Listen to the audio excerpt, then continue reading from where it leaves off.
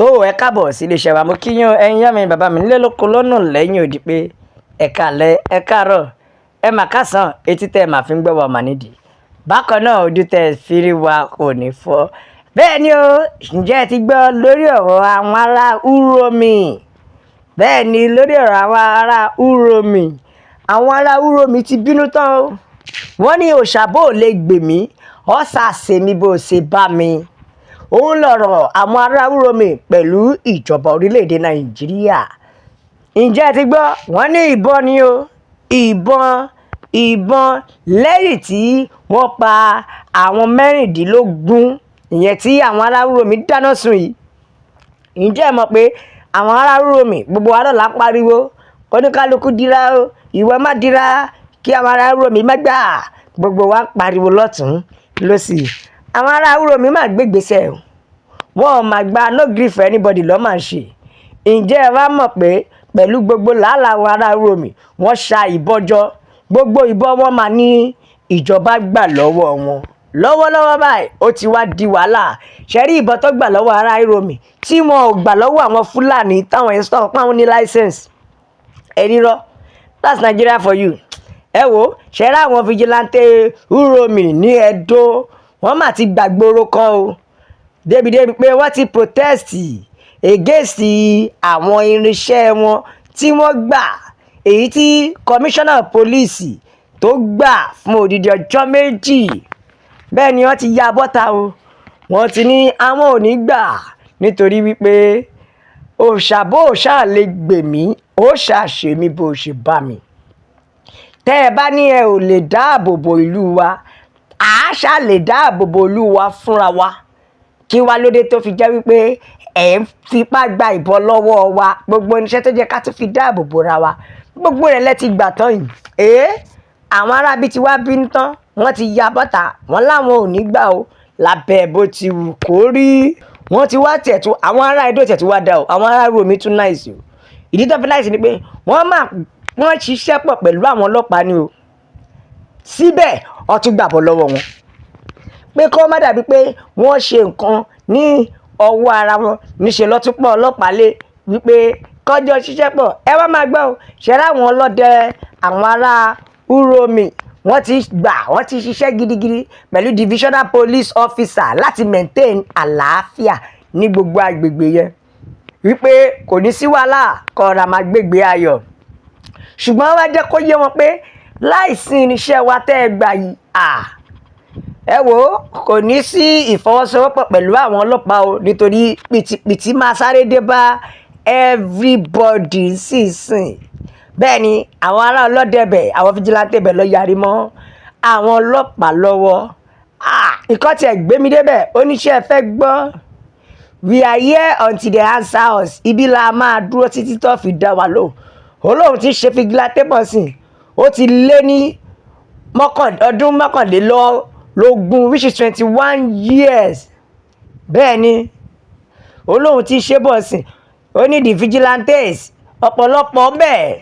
ti wà lẹ́nu iṣẹ́ bíi 20 ọdún tó dẹ̀ jẹ́ pé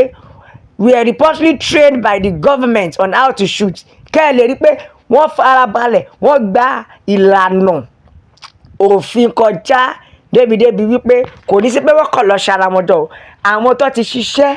pẹ̀lú ìjọba tó yẹ pé ìjọba ló kọ́ wọn ní yínyìn ìbọn tó dẹ̀ pé wọ́n ti ní sátífíkẹ́ẹ̀tì làwọn ọlọ́dẹ tó tún ní kọ́ protect ara wọn yìí o èyí tí wọ́n tún gba kínní ní ọwọ́ wọn èyí tó tún gba ìbọn lọ́wọ́ àwọn arábí nìyẹn o ṣé wá gbọ́ ṣé wá rí nígbà tí new commissioner of police ìyẹn Monday Ogbonaike ìgbà tó máa ṣe new commissioner of police ìgbà tó máa wọlé ẹ máa wọ lágbà o bí yẹn ṣe ọ̀dà fún gbogbo ìbọn tó wà lọ́wọ́ àwọn ọlọ́dẹ nìyẹn òun lọ ṣe rí i pé wọ́n gbà tó ìbọn 2000 ìyẹn ìbọn ẹbí tó lọ bí 2,000 lọ́wọ́ àwọn ọlọ́dẹ ẹjọ́ ṣebí wọ́n ti wà wí ẹ̀ wípé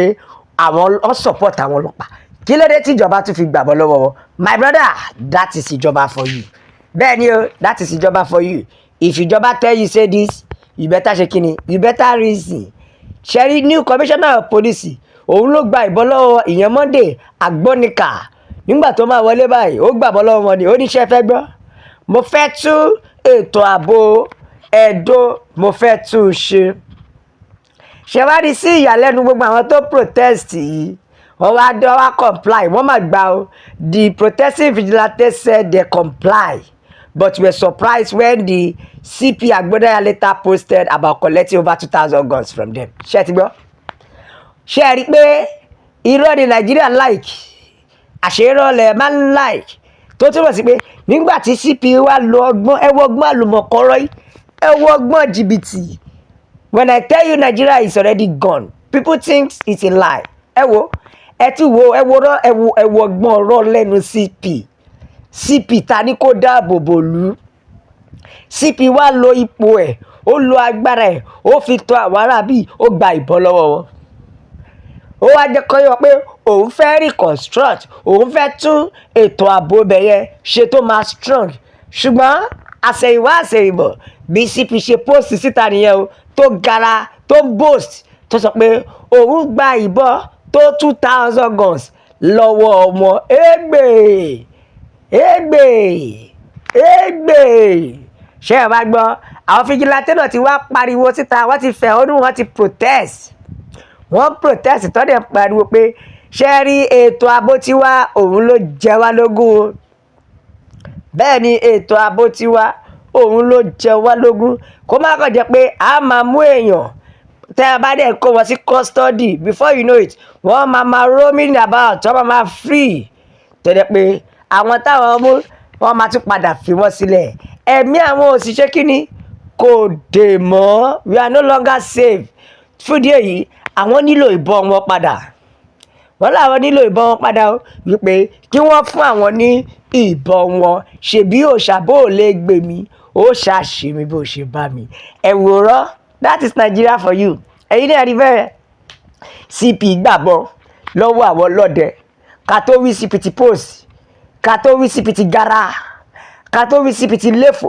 pòun gba ìbọn 2,000 lọ́wọ́ wọn and before you know it àwọn táwọn yẹn bá tún mú tó kó sí station wọ́n á tún padà ní wọ́n dájọ́ free kíní fún wọn ni wọ́n fi wọ́n lẹ̀. ẹ̀mí àwọn ọlọ́dẹ òde mọ́ wọ́n ti pariwo pé ẹ fún wa ní ìbọn wa padà ẹ jẹ́ ká ṣe kíni